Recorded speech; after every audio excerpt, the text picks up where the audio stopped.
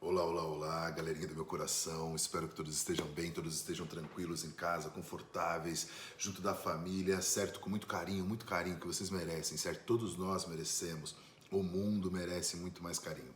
Mas, galera, é o seguinte, estamos aí para a nossa continuidade das nossas aulas e nessa aula de hoje, eu não sei se vocês se lembram, mas há muito tempo eu falo para vocês o seguinte, que vai chegar um momento que a gente vai olhar todos esses movimentos europeus por uma nova perspectiva, por um novo patamar, certo, galera? Por um novo horizonte.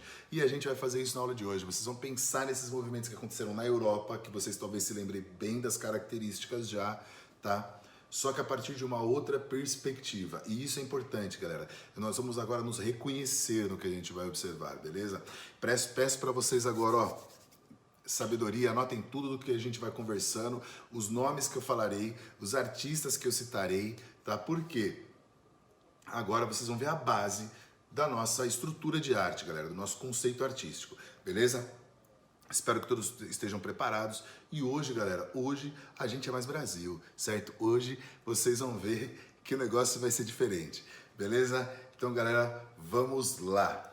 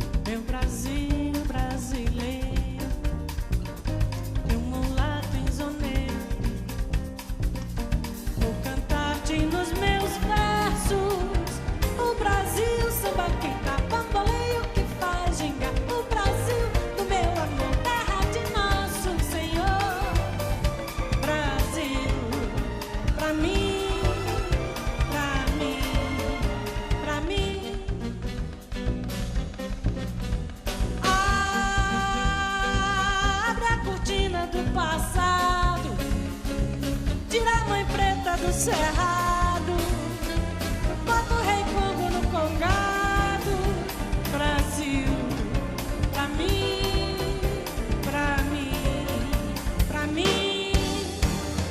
Bom, galera, é o seguinte, então na aula de hoje, como eu falei para vocês, a gente tem os temas hoje, né? São novas propostas, novas visões, novas percepções e eu quero que vocês fiquem atentos a isso porque hoje o Brasil, a gente é mais Brasil. E aí, você vai ver que o nosso tema da aula vai abordar exatamente essa questão. Como que é essa arte brasileira? Qual que é, né? Qual que é do Brasil enquanto estava acontecendo, né, o classicismo, romantismo, realismo na Europa? O que estava acontecendo aqui no Brasil? Como que o Brasil estava se posicionando? O que a gente estava vivendo aqui? Galera, o período que a gente estava lá, ó, certo? Que estava acontecendo nesses movimentos, a gente vai pegar aí, galera, no período final do Barroco. E eu não sei se vocês se lembram, mas o Barroco ele era aquele período colonial. A gente era uma colônia de exploração, certo? O que é isso? O que se encontrava aqui levavam para Portugal. E Portugal distribuía, fazia lá o que bem entendia. A gente ficava aqui as mínguas, certo? Então, galera, as mínguas não, porque se você vê as igrejas mineiras, você vê que é tudo dourado, galera, tudo folhado a ouro, era muita riqueza, chamava Vila Rica, Ouro Preto hoje chamava Vila Rica, certo? Então aquela região mineira e na Bahia, Salvador, que era a capital também naquela época da colônia, galera, mas ainda assim uma colônia de exploração, o resto tudo ali não tinha essa estrutura toda de escola, arte, vida social, cultural, tinha uma vida cultural e uma vida social, galera, mas a gente não tinha essa mesma estrutura. Beleza, mas por que eu tô falando isso? Porque tudo vai mudar, tudo aos poucos vai mudar. Se você perceber, as cidades aos poucos vão crescer, elas vão começar a ter estruturas, né? As vilas vão se tornando grandes cidades. E galera, esse crescimento urbano do Brasil vai gerar períodos, assim, como é que eu diria? De grandes transformações artísticas e intelectuais também. Por quê? Os iluministas lá na Europa, no final do século XVIII, no Brasil, eles vão começar a trazer influência para cá. Você acha que a Inconfidência Mineira é influência do quê, galera? É influência dos ideais que está acontecendo no mundo. Você acha que essa galera que está ali, eles não estão vendo, não tem comunicação, não estudam o que está acontecendo no mundo? Eles são a elite do Brasil na época, galera. Então eles estão vendo ali, eles são os burgueses da época, então eles estão vendo as coisas que estão acontecendo, certo? E eles vão começar a ter pensamentos, vão começar a ver novas estratégias sociais. E artísticas também, galera. E artísticas. Então eles vão começar a trazer essas influências. Grécia, Roma, né? Vai começar a trazer de volta essa influência que foi neoclássica. Então, galera, é o seguinte, nesse período, a gente já vai ter o neoclássico querendo nascer, certo? A influência de colunas gregas e romanas, aquela coisa toda. Mas é muito difícil ainda. O Brasil ainda está muito incrustado na arte barroca, muito ligado à igreja, Só que o que vai acontecer, galera? Uma coisa determinante. Em 1808, vem para cá, para o Brasil, a família real, certo? Vem Dom João VI, rei de Portugal, e transforma o Brasil na capital, Rio de Janeiro, na capital do império todo, certo? Então aí a cidade tem que crescer, a cidade tem que evoluir. E galera, quando ele começa a fazer isso, ele vai começar a criar estruturas na cidade. Galera, com essas estruturas, ele começa a trazer, por exemplo, ele cria, por exemplo, para vocês terem uma ideia, a Escola de Ciência, Artes e Ofícios do Império, do Brasil. E galera, essa escola vai começar a formar artistas. Só que para formar artistas tem que ter professores. E quem vai ser os professores desses artistas? Se os brasileiros aqui estão todos incrustados no barroco. Quem? Quem, galera? Os franceses, acredita? Aqueles do qual o próprio Dom João VI veio para o Brasil fugindo da Napoleão e agora ele traz os franceses. Em 1816, galera, chega aqui um navio cheio de francês e esses franceses começam a criar aqui uma estrutura de academia, de escola. Eles vão ser, na verdade, os diretores e professores dessa escola que ele fundou, certo? E essa escola, galera, vai ter assim, quais são os personagens que vão estar lá? Joachim Le Breton, certo? Jean-Baptiste Debré, que vocês talvez já devam ter ouvido muitas vezes, porque o Debré, ele é aquele personagem que retratou muito a história do Brasil, da questão da escravidão, e ele era neoclássico, galera. Presta atenção na pintura dele, presta atenção do jeito que ele está pintando, ele não é realista, ele está tentando construir as cenas, ele não coloca tanto cenário, não é romântico. Vocês já repararam? Ele não é romântico, ele é neoclássico, ele está trazendo para cá a história neoclássica. E aí, galera, né, a gente vai ter o Nicolas Tonet, e a gente vai ter Émile Tonet, e a gente vai ter, se eu não me engano, Auguste Tonet, tá? Que é um escultor. Essa turma aí, os Tonet, são uma família de artistas. E o Nicolas Tonet, ele vai ser ali o chefe dos grupos ali dos pintores. Ele vai ser a parte o coordenador do grupo dos professores de pintura, tá? E aí a gente vai ter outros artistas, outras pessoas que vão estar com esse grupo aí, galera. E por que eu tô falando desse grupo? Porque a primeira estrutura de arte do Brasil é essa galera que vai fazer, sabia? A primeira estrutura dessa arte que está surgindo, quem vai construir a maioria é europeu. Não vai ter tanto artista brasileiro, a gente não vai estudar artistas brasileiros desse período. Os artistas brasileiros vão ser alunos deles e vão começar aí sim produzir uma arte com características brasileiras, galera. E aí é importante. Mas o que a gente tem que pensar neles? Porque eles vêm para cá e presta atenção numa coisa, eles são pintores históricos. O Debré, ele vem aqui, ele fica pintando, retratando a história do Brasil, certo?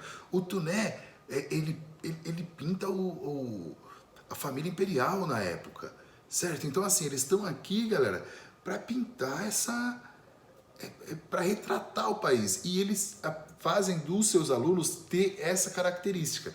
Então, eles vão ter, já na arte brasileira, já desde do neoclássico, que já é misturado com o romântico, galera. No Brasil, o neoclássico já é misturado com o romântico. O seguinte, esse valor da história vai ficar nessas outras gerações de artistas, nesses alunos deles, beleza? E eles são técnicos, eles são professores teóricos, técnicos, muito, como é que eu diria, pragmáticos, preocupados com a técnica, com a elaboração do trabalho, sabe? Com a metodologia do trabalho.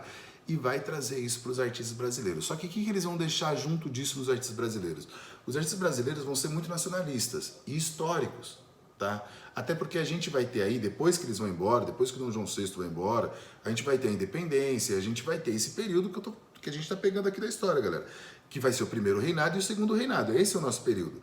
E, galera, esse período que a gente está vivendo aqui, ó, quando a gente conquistar a independência, o que acontece? O ideal de nacionalismo, de nação, do império brasileiro vai aflorar muito. Então esses artistas que já têm as características históricas também vão ter características nacionalistas, certo? E essas características nacionalistas vão ter em muitas das obras, porque se vocês observarem as obras desses artistas, vocês vão ver que as obras deles trazem características de identidade nacional. Elas ajudam a construir a identidade nacional do brasileiro. Eu vou mostrar daqui a pouco alguns artistas e vocês vão ver na obra desses artistas. Bom, vamos pensar então algumas características da arte romântica brasileira, tá? Por quê? Essa arte romântica e neoclássica, né? Essa arte que vai mesclar nesse período do Brasil. Primeiro, a ideia de pintar a natureza. A maioria desses artistas que a gente vai falar, não que seja tão frequente, mas eles tinham também o hábito de pintar naturezas. Era comum no Brasil muitos artistas pintarem natureza. E quando não pintavam a natureza, eles pintavam a paisagem urbana. E galera, era muito comum mesmo isso. E a pintura de natureza é uma característica romântica europeia, tá? Que é a questão do panteísmo, de Deus estar em todos os lugares, estar na natureza, a natureza é gigante. Então, fazer essa relação com a natureza é uma característica que se traz do romantismo europeu. E o seguinte, galera, uma outra coisa, a religiosidade. O povo brasileiro ele é um povo de religiosidade. E esses artistas não fugiram desse tema, eles só ampliaram seu leque de tema, tá? Não quer dizer que, por exemplo, a arte barroca ela era 100% ligada, 99% ligada à igreja. Quando vem a arte neoclássica e a arte romântica, que como eu falei, se misturam, galera, não tem como a gente separar muito não, nem como saber quando começar uma e terminar a outra. No Brasil virou uma grande feijoada mesmo. A identidade do povo brasileiro, galera. E o que é o povo brasileiro? E isso é realismo ao mesmo tempo. Olha isso que muito louco. Por quê? Porque eles vão chegar, por exemplo, a pintar os caipiras de uma forma, tipo, tentar remostrar a vida real do caipira, certo? Então, essa visão de pegar esses elementos, né, da arte, colocar isso na obra, galera, é pensar o que eu falei, que a arte brasileira ela vai misturar todas essas vertentes. Tudo que não estava acontecendo na Europa aconteceu de uma vez e misturado aqui no Brasil. Não literalmente de uma vez, mas muito próximo, muito uma unido à outra. E a gente vai chamar essa mistura toda, que eu fico o tempo todo falando, de ecletismo, galera. É um estilo de arte eclética. E não é só o Brasil que tem arte eclética. Vários lugares do mundo. Por quê? Porque quando aquele estilo que, por exemplo, faz de conta... Vamos citar um exemplo moderno. Se a gente pensar, por exemplo... arte robótica, que é muito forte em outros países. Quando ela chega no Brasil, você vai mesclar com as suas características brasileiras, com as suas influências brasileiras. E sua arte já não vai ser mais com aquela característica que estava lá. Ela vai ser uma arte mais eclética, com características daqui. Você vai misturar temas daqui, influências artísticas da nossa região. Beleza? Bom, então ela tinha já essa característica de mistura e agora eu vou começar a chamar de eclética, para vocês ficarem com essa palavra na cabeça. Tá, o tema indígena, vamos falar agora aí, ó. O tema indígena, galera, vai estar muito forte nessas obras. Eles chamam isso de indianismo, certo? Por quê? Porque muitas vezes nessas obras esses artistas aparecem as figuras indígenas, eles contam. A primeira missa no Brasil, galera, a cena com os índios, são pinturas que vão trazer, que é do Debré, da cena com os índios, que vão trazer, galera, a referência do que é o povo brasileiro, certo? Sentimentos e paixões, e isso já não é, ó. Isso é uma característica romântica, nesse trabalho que é eclético, certo? Pinturas apaixonadas, de cenas apaixonadas, galera. O indianismo, como a gente falou, e o orientalismo, galera, que isso é tipo até loucura, é o que traz da Europa, a gente traz isso do romântico europeu para cá, tá? E de fazer obras, a escrava romana, por exemplo, do Oscar Pereira da Silva, que você olha, galera, é uma referência literalmente como é que eu diria? Ao velho mundo, certo? É uma referência ao velho mundo. E na arte, galera? Na arte, o primeiro que a gente pode pensar, por exemplo, é o Araújo Porto Alegre. E ele foi o seguinte, ele não foi tipo assim um grande pintor, a carreira dele não era só a pintura, na verdade. Então ele não se dedicou tanto à pintura igual aos outros. Mas ele foi, para vocês pensarem, ó, diplomata, crítico de arte, arquiteto, cenógrafo, poeta, escritor, tá? E deixou muitas pinturas, uma grande expressividade de obras de pintura, galera. E ele foi também diretor ali da Academia Imperial de Belas Artes. Mas quem vai fazer essa academia, tipo, dar um up é Dom Pedro II, que tipo, ele vai adotar a academia, ele vai amar aquilo. E ele vai investir muito, tanto que esses artistas vão pintar muitas vezes ele, tá? E essas obras desses artistas vão se tornar grande referência, é a história. E você pode ver que, Dom Pedro II, ele quase que tinha um Instagram de tanta pintura dele, certo? E depois tanta fotografia também, tá? Mas vamos lá. Depois, a gente pode pensar, por exemplo, no Vitor Meirelles. E o Vitor Meirelles, galera, é tipo assim, o Porto Alegre foi sensacional porque ele registrou, e ele era líder desse grupo todo. Mas o Vitor Meirelles, ele tipo assim, ele registrou muito da história do Brasil. Ele, o Pedro Américo, era tipo assim, dois artistas que praticamente todas essas ilustrações que a gente tem nos livros de história sobre vários momentos da história do Brasil são deles, tá? Mas agora, por quê? Porque ó, o Vitor Meirelles, ele pintou a primeira missa do Brasil. A imagem que vocês têm até hoje, que registra na nossa cabeça, da primeira missa do Brasil, se não é a dele, é sempre releituras da ideia dele, tá? Então, ele é um marco, certo? Ele pintou Moema em 1866, primeira missa no Brasil, certo? Uma característica neoclássica com romântica, tá? Pelo tema, por tudo. Moema é uma obra de característica romântica, uma índia que na história ela morre apaixonada, afogada e tal. E aí ele vai fazer aquelas pinturas que você vê que é literalmente contratada pelo... na verdade sim, você vê que ele trabalha para o Império, eles são monarquistas nesse período. Tá aqui, por exemplo, a Batalha dos Guararapes, né?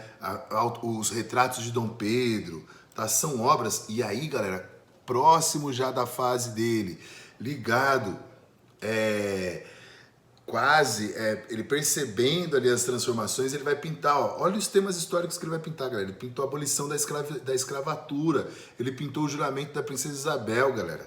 Então, assim, esses retratos da história eram uma característica deles. E temas, como eu falei pra vocês, temas religiosos, porque ele pintou também, por exemplo, São João Batista, ele pintou a flagelação de Cristo, tá? Bom, galera, e aí, junto do Vitor Meirelles, a outra referência, o outro cara que vai ser ali a disputa, é o Michelangelo e Rafael dessa época aqui no Brasil, é Vitor Meirelles, e esse que é o Pedro Américo. E o Pedro Américo também é outro que não tem como, galera.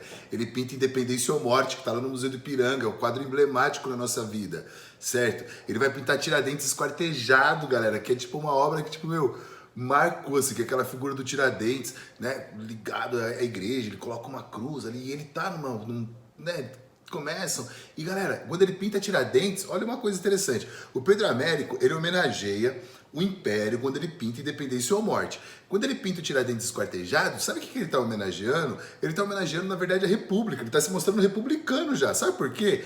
Porque o Tiradentes é o herói da República. Ele foi uma resistência contra Portugal. Dom Pedro I e Dom Pedro II são herdeiros genéticos ali de Portugal, galera.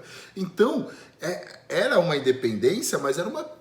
Até hoje a gente tem essa questão de país co-irmão, né? A gente tem aquela vida muito próxima, mas naquela época, galera, era a mesma família nos dois lados.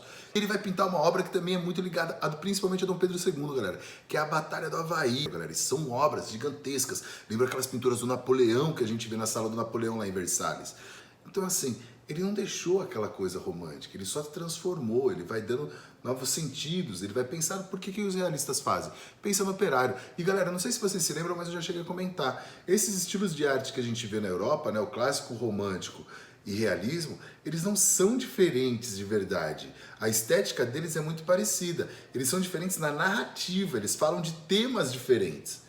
Certo? E isso no Brasil se mistura, porque eles falam quase que de todos os temas ao mesmo tempo, certo? A diferença é essa. Então, um estilo neles do Brasil vai ser esse, beleza? E aí, do Pedro Américo, só para finalizar, ele teve também pinturas religiosas, tá? Como o rabequista árabe, e teve uma pintura claramente neoclássica, por exemplo, Paz e Concórdia, tá? E aí você vai ver, por exemplo, a referência dele às mitologias gregas e romanas, que é neoclássico. Então ele vai ter tudo isso, ele vai ser romântico e tal. Bom, galera, é o seguinte, agora a gente vai falar de um outro pintor, que esse é mais ligado a nós, os próximos dois pintores são ligados muito a nós aqui em São Paulo já, tá? Que é o Benedito Calixto. E o Benedito Calixto, galera, ele vai pintar uma obra que é a Proclamação da República. O registro que a gente tem visual é dele. Ele vai pintar, por exemplo, também o Domingos Jorge Velho, aquela pintura do Bandeirante, aquela figura do Bandeirante que a gente carrega no nosso imaginário, galera. E, galera, esse estilo desses artistas são o que a elite compra na época, na verdade, os burgueses, toda a arte que é consumida. E não se aceita o novo. Vocês vão ver, ó, por exemplo, o Calixto, ele está em 1893, galera. Em 1893, na Europa, tipo, o bicho já tá pegando. E a gente aqui ainda tá nessa... É tardio, entendeu? A gente vai indo tardio. E por que eu quero que vocês percebam esse caminhar mais lento? Porque a gente caminhou um século nesses artistas que eu falei pra vocês. E o último, pra gente finalizar, desses dois paulistas que a gente vai falar, galera, é o Almeida Júnior. O Almeida Júnior é tipo assim, ele é surreal, tem uma sala só dele na Pinacoteca, vocês conseguem ver várias obras bacanas deles. Na verdade, todos esses artistas que eu falei tem obras deles na Pinacoteca, galera, no MASP, tá? E eles são, tipo assim, um marco da arte brasileira. Eles são literalmente a representação da arte brasileira dentro desses estilos. Se vocês verem essas obras, vocês veem que elas são muito parecidas com o que eram produzidos na Europa. Só que os nossos camponeses, por exemplo, que são os camponeses que o Almeida Júnior vai pintar, quando ele vai pintar os caipiras, são diferentes dos camponeses europeus. E galera, os nossos caipiras vão ser muito retratados por esses artistas. O Almeida Júnior é um exemplo disso, tá? Ele vai fazer tanto a pintura aristocrática quanto a pintura dos personagens do campo, né? Ele vai fazer, por exemplo, tanto uma pintura romântica, como a moça com um livro, né? Quanto uma pintura realista, como o Caipira Picando Fumo, ou a Mulação Interrompida, certo? São obras que você vê essas características. Então, eu queria que vocês entendessem isso, esses artistas vão transitando. E o Almeida Júnior, galera, é a última grande geração ali de artistas que vão trazer uma arte ali ligada a esses ideais. Por quê? Porque os próximos, que vão ser o conteúdo do nosso próximo desenvolvimento aí, galera, vocês vão ver o seguinte, os próximos já vão ser modernos. O Brasil é uma ruptura. A gente vai viver esse período que a gente está aqui, ó, e depois a gente rompe. Na nossa próxima aula, vocês vão perceber o modernismo na Europa, para depois vocês perceberem o que foi o modernismo do Brasil. Vocês viram agora o que foi a nossa arte acadêmica, o nosso período acadêmico. Foi um século e meio de academia, certo? E agora vocês vão ver a nossa ruptura com a academia, beleza? Galera, espero que vocês aí tenham entendido o nosso conteúdo. Qualquer dúvida que vocês tiverem, vão avisando, galera, por favor, e eu vou fazer aí as nossas correções, beleza? Ó, agradeço a vocês, a gente é mais Brasil, nossa arte, galera, brasileira é incrível, é sensacional. Um Almeida Júnior, tá, o Vitor Meirelles, Pedro Alexandrino, Benedito Calixto, Pedro Américo, galera. Meu, é tanto artista top, galera. Eliseu Visconde. Depois a gente vai ter os modernistas aqui, então eu vou falar. Calma. Mas, galera, sensacional. Procurem sobre esses artistas e procurem lugares, né, dessa arquitetura neoclássica na cidade, que vocês vão ver que tem. Em São José dos Campos tem essa arquitetura. Tenho certeza, e procurem, galera. Vocês vão encontrar lugares sensacionais. Beleza? Meus amores, ó, um beijão. Fiquem com Deus. Foi um prazer essa nossa aula. E muito enriquecedora, certo? E agora, ó, 209 milhões pra frente, Brasil, salve a seleção. Não vejo a hora da gente voltar à vida normal, galera. Até mais, tchau, tchau.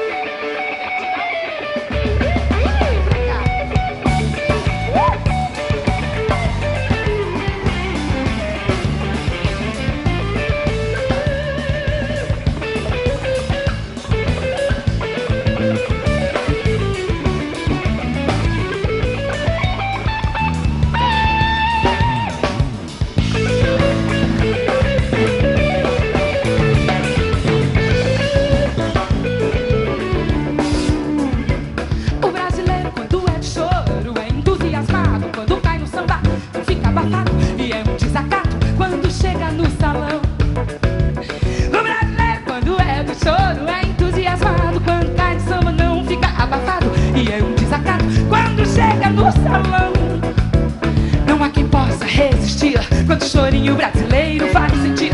Ainda mais de cavaquinho com um pandeiro e um violão na marcação.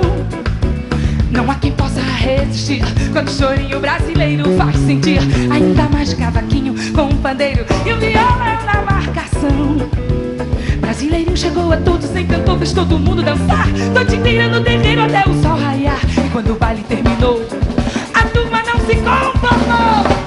Brasileirinho abafou. Até o velho que já estava encostado nesse dia se acabou.